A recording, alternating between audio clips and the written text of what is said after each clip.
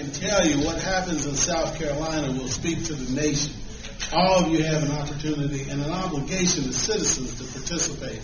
I'm not telling you who to vote for, but it's important that you vote. It's important that your voice is heard, and you can make it heard by going down and voting. If you're not here Saturday, please go down early. You can go down to Evans Resource Building and vote. It takes a matter of seconds to cast your vote for a president of the United States in this primary. This particular presidential election will set the course of this country for probably the next 20 years. It's an opportunity to really have an impact because there are some important issues that will be addressed by whoever occupies the White House. So I want to urge you to do everything you can, not only to vote, but take others with you to vote. Very, very important. In previous elections, those individuals who are under 21 or under 25 oftentimes have been reluctant to go and cast their vote. In fact, I've heard people say, well, my vote really doesn't count. Your vote does count. It does make a difference. And so you need to be there. I'm just going to talk a little bit about why I believe in Barack Obama, and then our next guest is going to do the same. I won't keep you from him too long. And then he and I are both going to take questions. We really are mostly here because this is, as Dr. Wiles was saying, history. You know, after the speech that Barack Obama made in Iowa, my mom called me and she said, I'm so happy for you that you are finally living in historic times.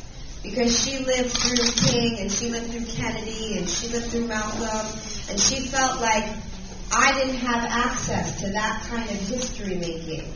And now we do. Now we literally are in the process of history being made. And it's not just about Barack Obama being an African American. You know, for me, I actually, that's a loud camera. It's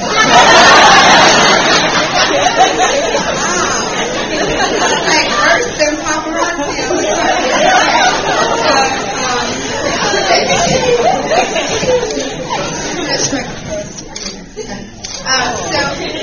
So for me as a woman, I felt really torn, you know, because there were a lot of women who really put their lives on the line in the suffragette movement. People really fought for women to have the vote. And I know how hard it is, you know, in any industry, in any area of society, to be a woman. Women are the people who by far benefit the most from affirmative action. We always have. And so I felt like in some ways I had an allegiance to a different candidate. I also felt like, obviously, as an African American, I had an allegiance to Barack Obama. Like, because I'm a black person, I should support the very first black president. How many of you saw the debates the other night in Myrtle Beach? So there was a mention of a writer who said at some point in the recent history that, you know, a past president was the blackest president we would see in our lifetime. And, you know, when I think about that, I think, wow, that's because we sometimes in our lives buy into ideas of a limitation. We believe that things aren't possible. But we're actually realizing in our lives that anything's possible. You know, that debate happened on the night that Dr. King's night, Dr. King's day. And it's like, first of all, the fact that that day even exists means that the dream is possible. And then that you look at those candidates up there and you see that they really reflect who we are.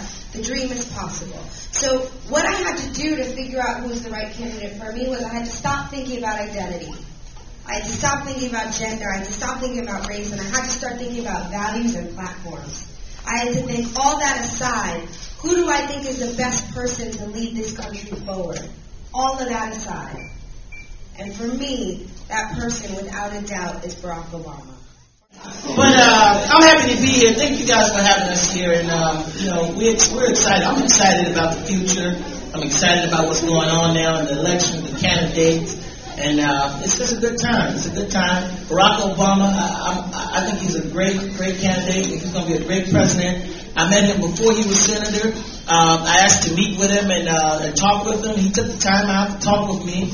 And I remember that. This was 2 years ago, I guess. And now he's running for president. And I said, you know what? That's the type of president I want. Somebody I can talk with and know. And I believe that will make a change and do something different. So I'm encouraging you guys to vote and get everybody you can to vote and vote for somebody you believe in and trust, because somebody people can tell you anything and tell you everything under the sun, but when they get in office, are they going to do what you need them to do? So that's why I went to the debates in Myrtle Beach, and I wanted to know for myself, before I make a decision, is this the right man? Is this the right? And I know for a fact. I followed all the stuff. I watched stuff on YouTube. If you didn't see the debates, you can see it on YouTube. He is the man with the plan. So you should definitely vote for him. I ain't trying to persuade you to vote, but you should vote for him. I just want to say that you guys just take advantage of this opportunity and this time now, and be heard with your vote. And it's a good thing.